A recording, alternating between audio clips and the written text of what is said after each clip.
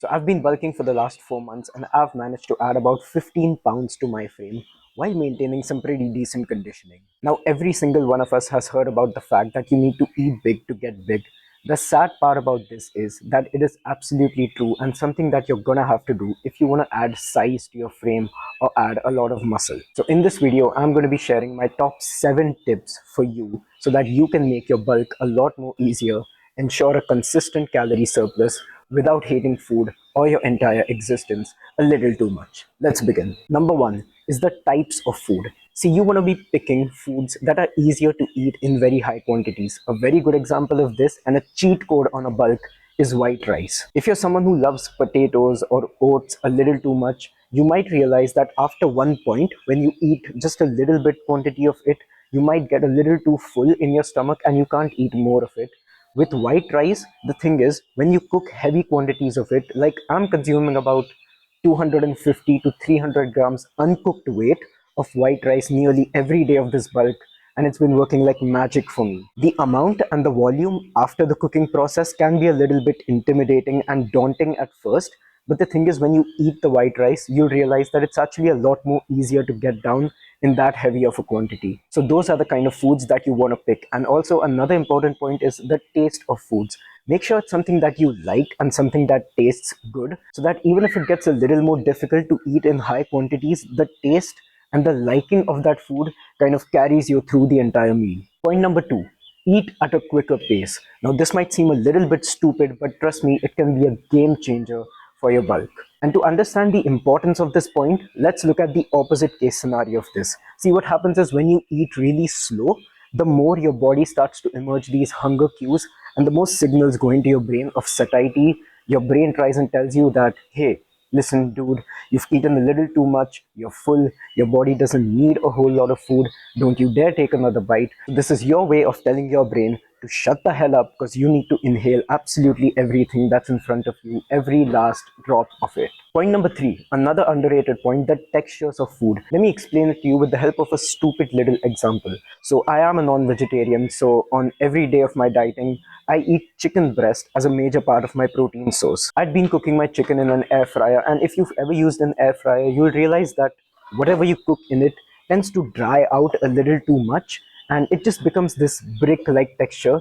And to eat anything like that in very high quantities on a bulk is just not really helpful, and it takes a whole lot of work to do that. So what I started doing is I switched to cooking it in a pan in a semi gravy kind of texture, and anything that's a semi liquidy kind of texture is kind of perfect to eat on a bulk, and it's going to take a lot less effort to dig that into your mouth. So that's perfect. Point number four, leverage liquid calories. Let's be honest, liquid food and shakes are a lot easier to consume than all the solid food that you have to sit and sort of work through. What you could do is make those big bulking shakes, although that's an approach I do not really encourage all that much. But you gotta do whatever you gotta do to ensure that you're eating more food than your body needs. A little tip that I've been following myself is I've been leaning into fruit juices a lot.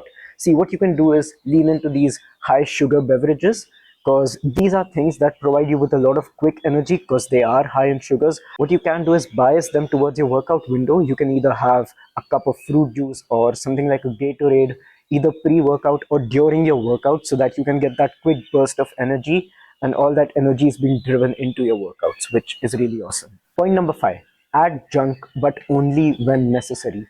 See, regardless of a cut or bulk, majority of your food intake should be coming from whole, less processed, conventionally healthy foods. But a lot of the time while bulking, you might encounter these moments where you open your eyes and it's like, oh my god, it's 8 p.m. or 9 p.m. in the night, and I've got like an additional 450 or 500 calories to fill in. In those cases, adding junk can be a little beneficial because let's be honest, while bulking, the number one biggest or the most determining factor of the entire process is that you eat at a constant calorie surplus.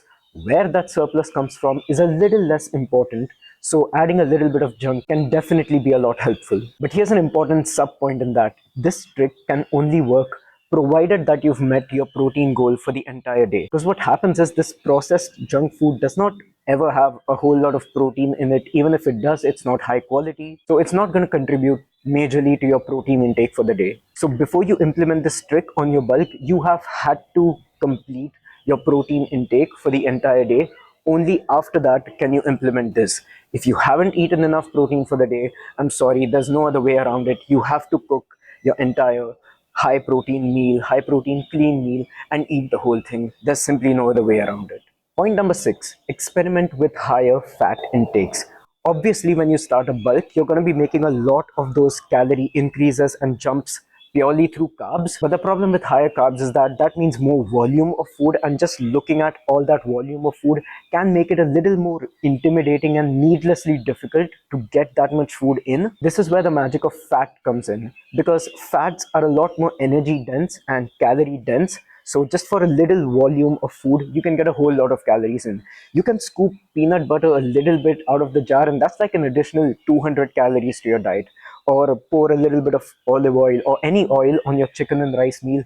There you go, another 150 to 200 calories. So you can definitely leverage with higher fat intakes. Well, and then last but not the least, if you ever feel like in your entire bulking journey, you've arrived at a point where no matter what you do, everything you do in your power, you're just not able to get enough food in, and that you've started to build this certain little aversion to food and just hate the idea of food, or you've tried all the previous mentioned tricks or tips in this video and you just can't get enough food down into your system, that might be a very good indicator that you may have stretched this entire bulking period a little too much, and that it's time for you to cut down on the process. You're not going to lose any gains. What you can do is simply drop down to a maintenance level of calories, or another approach, you can simply switch to a mini cut wherein you drastically reduce your calorie intake and just do that for a very short period of time, sort of resensitize, regain your appetite so that you can eat food, and then you can dive back into that weight gain phase. You'll actually be hungry for all the food that you're gonna have to eat once again, and you'll go back to making gains at a constant pace again. Also, by the way, before we end this video,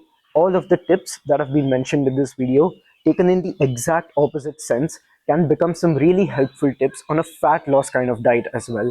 Let me know if you want to hear more about that, and we can do an entirely new video simply focused on helpful tips on a fat loss phase or on a fat loss diet. See you.